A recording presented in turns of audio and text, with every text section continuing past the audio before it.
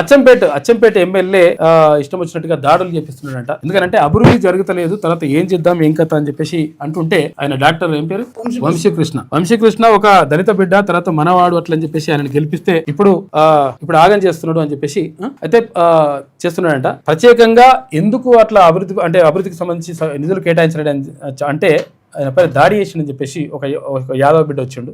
చెప్పండి ఏం జరిగింది. నమస్కారం అండి, నా పేరు నరేష్ యాదవ్. అచ్చంపేట నియోజకవర్గం అచ్చంపేట మండలం బొమ్మన్పల్లి గ్రామానికి సంబంధించి కాంగ్రెస్ పార్టీలో గత 24 సంవత్సరాలుగా పనిచేస్తుంది. పార్టీలో జరుగుతున్నటువంటి అసమ్మతి పైన నేను గాంధీ భవన్ వేదికగా అక్కడ మాట్లాడడం జరిగింది.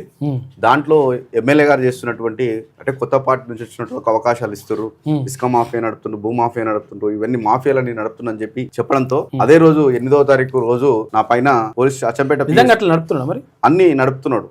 మేము సాధారణ ప్రజలం ఒక ట్రాక్టర్ తీసుకొని ఇసుక కొట్టుకుంటామంటే మమ్మల్ని మీద కేసు చేస్తున్నాడు. ఆయనకు సంబంధించినటువంటి కొంతమంది వ్యక్తులు ట్రాక్టర్ టిప్పర్లతో కొడుతారు. ఒక్కొక్కరు 4 టిప్పర్లు 5 టిప్పర్లు పెట్టుకుని ఇసుకలు కొట్టుకుంటారు. మేము కూడా కాంగ్రెస్ పార్టీకి ఓట్లు వేసినాం కదా, మేము కూడా బతకాలి కదా అని చెప్తే మా బండ్లు ఏమో కేసులు చేపిస్తుండు, వాళ్ళ బండ్లు టిప్పర్లతో వ్యాపారం చేస్తాం. ఎందుకు అంటే మేము ట్రాక్టర్లో ఆయనకు డబ్బులు ఏం కదా, టిప్పర్లో అయితే వాళ్ళకు డబ్బులు ఇస్తున్నారు. ఈ రకంగా డబ్బులకు ఎవరైతే డబ్బులు ఇస్తారో వారికి పదవులు ఇస్తున్నాడు. నామినేటెడ్ పదవులు కూడా ఆ రకంగానే అమ్ముకున్నాడు. ఇవన్నీ ప్రశ్నించినందుకు నేను గాంధీ భవన్ వేదికగానే చెప్పిన. మా పార్టీ రాష్ట్ర కార్యాలయంలోని ఆ రోజు దాదాపు 3-4 కాన్స్టిట్యున్సీల అసమ్మతి నేతలు వచ్చారు. తుంగతుర్తోలు, స్టేషన్ గణపురం, పరకాల, ఈ కాన్స్టిట్యున్సీల వాళ్ళందరూ అక్కడికి రావడం జరిగింది. అందులో భాగంగా అచ్చంపేట కాన్స్టిట్యున్సీ గురించి నేను అక్కడ ప్రస్తావించడం జరిగింది. దాంతో ఒక 2 నిమిషాల వీడియో కూడా నేను పెట్టడం జరిగింది. అచ్చంపేట కాంగ్రెస్ పార్టీ ఎమ్మెల్యే కబంధస్థాల నుండి రక్షించండి అని చెప్పి ఒక ప్లకార్డు అక్కడ ప్లే చేయడం జరిగింది. దాన్ని ఆసరాగా చేసుకుని మండల పార్టీ ప్రెసిడెంట్ కు ఎబ్బటి ఆదేశించి నా పైన కేసు పెట్టేయడం జరిగింది. 8వ తారీఖు రోజు నైటే. 9వ తారీఖు నాడే నన్ను మరి కోర్టు కన్నా తీసుకుపోవాలి, పోలీస్ స్టేషన్ కన్నా తీసుకుపోవాల్సి ఉండే, కానీ 9వ రోజు రాకుండా 10వ రోజు మార్నింగ్ మా ఇంటికి వచ్చి నన్ను తీసుకొని పోవడం జరిగింది. ఎందుకు తీసుకుపోతారంటే ఏం లేదు, సిఐ దగ్గరికి తీసుకుపోతున్నాం అని చెప్పి తీసుకెళ్లి అక్కడ కూర్చోబెట్టి 5 నిమిషాల తర్వాత మళ్ళీ పైకి తీసుకుపోయి ఎస్ఐ, ఈయన బీసీ బిడ్డనైనా ఎస్ఐ నరేష్ పేరు, ఇతనితో పాటు ఒక 2 కానిస్టేబుల్ వచ్చారు, ఒక డ్రైవర్, మొత్తం 4 పైకి తీసుకుపోయి ఒక రూమ్ లా మరి తలుపులు పెట్టేసి నన్ను ఇక పోగానే అసలు కేసు ఎందుకు తీసుకొచ్చిన విషయం చెప్తలేరు. నువ్వు ఎమ్మెల్యే మీద గాంధీ భవన్ లో పోయి మాట్లాడేంత మునగాని వారా, అంత గుద్దబాలు పారా నీకు కొడుక అని చెప్పి చేతులు దాపిచ్చి ఆ తిరుపతి అని ఉంటాడు, 359 PC నెంబరు, ఆయనతోని ఇట్లా చేతులు దాపిచ్చి వెనుకకెళ్ళి ఒకరు పట్టుకుని ఈ చేతుల మీద కొట్టడం జరిగింది. అంటే నేను వాళ్ళు కొడుతున్నప్పుడు నా యొక్క అవభావాలు ఎమ్మెల్యే గారు వినాలని వాళ్ళు ఫోన్ లో వినిపిస్తున్నారు. దెబ్బలు కొడుతున్నప్పుడు సార్ వద్దు సార్ అని చెప్పి నేను చెప్తున్నటువంటి మాటలు ఆయన వినాలి. ఆ రకంగా ఆయన సంతృప్తి చెందాలనే ఆలోచనతో దెబ్బలు కొట్టిరు. ఫస్ట్ ఆ తిరుపతి అంటే ఆయన కొట్టిన తర్వాత మళ్ళీ 2 నిమిషాలకు ఎస్ఐ బయటకు పోయి వెంటనే మళ్ళీ ఫోన్ కాల్ వచ్చింది. అది ఆ తిరుపతి దగ్గర ఉన్నటువంటి అది యొక్క ఆ స్టిక్ తీసుకొని బట్ట ఇట్లా ఉంటది, అది మరి తోలుకొని ఉండేది పట్ట తీసుకొని మళ్ళీ సిఐ కొడుకా నువ్వు మారవా ఏం మారాలి, నువ్వు మారవా ఇట్లా ఎమ్మెల్యే మీద ఇట్లాంటివి చేయకూడదు, అడగొద్దు, ఇసుక కొట్టుకుంటాడు, ఈ భూమాఫియా చేస్తాడు, అన్ని మాఫియాలు చేసుకుంటాడు, నీకేమవసరం రా, నీకేమొచ్చిందిరా కొడుక, నీ గుద్దప్ప నేను అచ్చంపేటలో ఉన్నంత వరకు, ఎస్ఐగా ఉన్నంత వరకు నువ్వు ఎమ్మెల్యే మీద చేయకూడదు అని చెప్పి విపరీతంగా కొట్టారు. నా బాధ ఏంటంటే సార్, నేను 24 సంవత్సరాల నుంచి నా మీద ఇప్పటికీ 2-3 కేసులు ఉన్నాయి కాంగ్రెస్ పార్టీ కోసం. ఎలక్షన్ ముందు రోజు కూడా నా మీద అట్రాసిటీ కేసు పెట్టిండు సార్ అవతల పార్టీ బీఆర్ఎస్ వాళ్ళు. నేను నేను ఉద్యోగం చేసుకునేటోని సార్. నేను 8 సంవత్సరాలు గెస్ట్ లెక్చరర్ గా పనిచేసి నా ఉద్యోగానికి రాజీనామా చేయించిండు ఎమ్మెల్యే గారు. బొమ్మన్పల్లి అని మా ఊర్లో కాంగ్రెస్ పార్టీ వీక్ ఉంటుంది, 800 మైనస్ ఉంటుంది. నువ్వు ఖచ్చితంగా పార్టీలో ప్రెసిడెంట్ తీసుకొని ఊర్లోనే పనిచేయాలని చెప్పి నా ఉద్యోగానికి రాజీనామా చేపించిన తర్వాత నాకేం చెప్పిండు, ఏం మాట ఇచ్చిందంటే, నువ్వు ఉద్యోగాలు ఇచ్చే స్థాయిలో ఉంటావు, నువ్వు ఈ రోజు ఉద్యోగానికి రాజీనామా చేసిరా, రేపు 6 నెలల నేను గెలవంగానే నువ్వు 10 మందికి ఉద్యోగాలు ఇచ్చే స్థాయిలో నేను ఉంచుతా అని చెప్పి నా పని రోజు దాడులు చేపిస్తాను, విపరీతంగా కొట్టడం. ఇట్లా నేను చేతులు మొక్కినా గుడుక చేతుల మీద కొట్టారు. విపరీతమైనటువంటి భయాందోళనకు గురి చేస్తుంది సార్ ఎమ్మెల్యే. నరేష్ యాదవ్ అనే వ్యక్తి ఒక పెద్ద లీడర్, అచ్చంపేట పెద్ద లీడర్. ఈ లీడర్ ఈయన జస్ట్ ఫ్యాకల్టీ ఉన్నప్పుడు వంశకృష్ణ సార్ అప్పుడు గెలవలే, బీఆర్ఎస్ గవర్నమెంట్ ఫామ్ ఉండే, గోలబాలరాజు ఉండే. గోలబాలరాజు సార్ ఉన్న వ్యతిరేకతతో వీళ్ళతో పాటుగా మన పార్టీ ఉడక మల్లన్న గారు ఉడకొచ్చి ప్రచారం చేసినారు. మేమైతే ఇంటింటికి పోయి కాలు మొక్కి అయితే వంశకృష్ణ సార్ చేస్తే అది రాజకీయం లేదు, కేవలం డాక్టర్ వంశకృష్ణకు ప్రచారానికి వచ్చిన వంశకృష్ణ సార్ కేవలం ఇప్పుడు ఎమ్మెల్యే మాత్రమే ఆయన.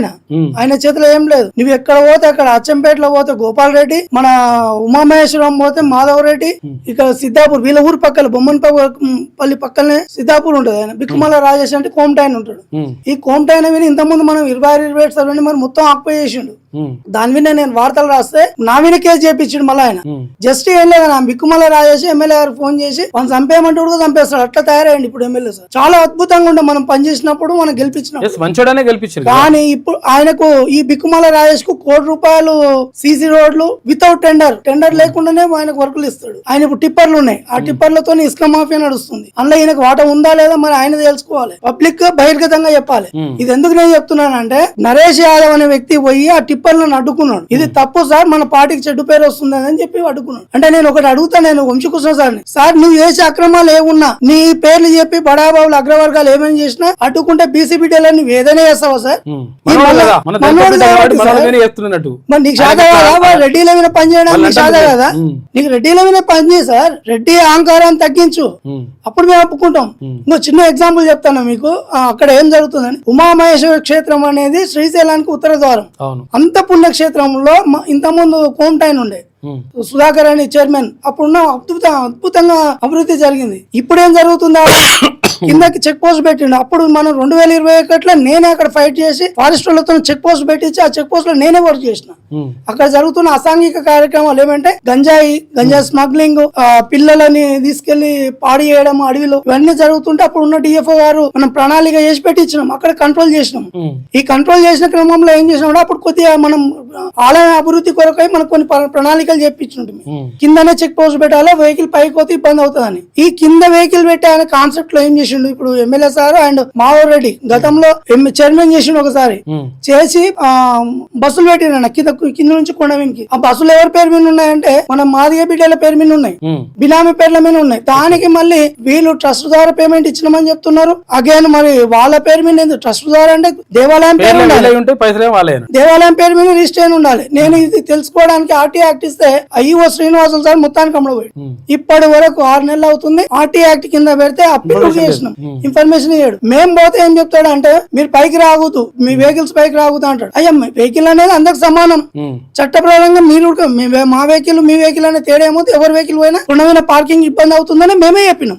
చెప్తే ఇప్పుడు మాధవ్ రెడ్డి అంటాడు మీరు బండి పైన పెట్టకూడదు, నా బండి ఎమ్మెల్యే సార్ బండి పెట్టాలంటాడు. సరే మీ ఇద్దరు బండి పెట్టవచ్చు, మరి ఇదేం కథ అనేది, ఈ దోపిడీ ఏంది? ఈ దోపిడిని అరిగట్టడానికి మేము అప్లికేషన్ పెట్టినందుకు మా బండ్లు మీ పైకి పోగుదని చెప్పడానికి మాధవ్ రెడ్డికి ఏం సంబంధం?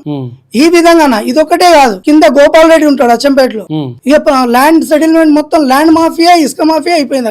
అక్కడ మాకు ఒక డిండి రివర్ ఉంటది అన్న, ఆ డిండి రివర్ నుంచి ఇసుక విపరీతంగా వస్తుంది. ఇసుక క్వారీస్ ఉంటాయి, పేరుక క్వారీస్. ఆన్లైన్ ఇసుక బుక్ చేయాలి సామాన్యుడు అంటే అది క్లోజ్ అయిపోతుంది, ఆన్లైన్ క్లోజ్ ఉంటది. మరి వీళ్ళకి ఎట్లా ఓపెన్ అవుతాయి అంటే మన రవికుమార్ అని సెక్షన్ సి సెక్షన్ లో కలెక్టరేట్ లో ఆయన కంట్రోల్ ఉంటది. డైరెక్ట్ ఆయనకు ఫోన్ చేయడము, వీళ్ళకి బుకింగ్ చేయాలంటే 100 టిప్పర్లు బుకింగ్ ఒకటేసారి, మళ్ళీ క్లోజ్. అలా ఈ విధంగా ఆడ రాజకీయం అనేది విపరీతంగా నాది. అసలు ఇప్పుడు మరి వంశీకృష్ణ సార్ ఈ కార్యకర్తలు నరేష్ అనే వ్యక్తి ప్లాట్లు అమ్ముకొని పెట్టిండు కాంగ్రెస్ గవర్నమెంట్. ఒక యాదవ్ బిడ్డ, నేను ఒకటే ముఖంగా ఈ సమావేశంగా చెప్తున్నది ఏంటంటే పోలీస్ యంత్రాంగం ఎట్లా పనిచేస్తుందంటే కాంగ్రెస్ కార్యకర్త లాగా పనిచేస్తుంది. అయ్యా ఒకవేళ ఇది ఎందుకు చెప్తున్నా అంటే రాత్రి పిటిషన్ ఇచ్చినా కన్నా ఎక్కడైనా సహజంగా ఏముంటది, అన్యాయం జరిగిన దాని మీద ఒక పిటిషన్ ఇస్తాడు, ఎఫ్ఐఆర్ అవుతుంది, స్టేషన్ బేలా లేకపోతే కోర్టుకు సరెండర్ చేయడం అవుతుంది. కానీ మొన్న జరిగిన సంఘటన ఏంటంటే ఉదయం 6 గంటలకు లిఫ్ట్ అయినాక సాయంత్రం 6 గంటలలో 41 CRP ఇవన్నీ అయిపోయినాక పిటిషన్ ఎవరైతే ఇచ్చిండో కాంగ్రెస్ మండల అధ్యక్షుడు రాములు, ఆయన వచ్చిన దగ్గర ఈడవాలంటే ఈయన ఇది ఎక్కడ అన్యాయం అన్న? ఏదన్నా చట్టంలో ఉందా? ఆయన వచ్చినాక ఎక్కువ మాట్లాడుతున్న మంజనేలా నన్నే బెదరగొడుతున్నారు. మళ్ళీ అదొకటి. మళ్ళీ నేను వీళ్ళని తీసుకొని బయటకు వచ్చినాక ఆ కొమ్మురాములు అంటే మీరెవరు రావడానికి, మీకేం సంబంధం అంటాడు ఆయన. నేను ఒకటి అడుగుతున్నా, ఇది కాంగ్రెస్ ప్రభుత్వంలో పోలీస్ స్టేషన్ల పేర్లు ఏమైనా మార్చిండ్రా? తెలంగాణ కాంగ్రెస్ పార్టీ కార్యాలయం అని పోలీస్ స్టేషన్లకి ఏమైనా పేర్లు మార్చుకోండి, మేమేం రాము. ప్రజాస్వామ్యం, పౌరుడు, మాకు కావాల్సిన బీసీ పీఠ. ముఖ్యంగా నేనేం చెప్తున్నా అంటే బీసీ చేసి రాష్ట్రంలో మల్లన్న గారు పిలిపించిన ఎమ్మడే అచ్చంపేటలో ఫస్ట్ టైం అన్న మొట్టమొదటిసారి బీసీ చేసి అన్ని పొలిటికల్ పార్టీస్ తో. ఆ రోజు మరి వంశీకృష్ణ సార్ వచ్చి ధర్నాలో కూర్చొని పాల్గొని మనకు సపోర్ట్ చేసిండు. ఆ రోజు ఆయన మా సారు మా దళిత పీఠ మా బీసీ పీఠ హక్కునే నేర్చుకున్నాం. ఈ విధంగా బీసీలను ఏకం చేస్తానా అక్కడ బీసీ చేసి చాలా స్ట్రాంగ్ ఉంది, ఎవరిని వదిలిపెట్టం. అది ఏ క్యాడర్ అయినా సరే ఎవరైనా సరే. తెలంగాణ రాజ్యాధికార పార్టీ నిత్యం అనునిత్యం సమస్యల మీద పోరాటం అనేది చేస్తా ఉంది. ఇట్లా బీసీలకు అన్యాయం జరిగితే మాత్రం మరీ ఊకం. ఓకేనా, థ్యాంక్ యూ. కూర్చో.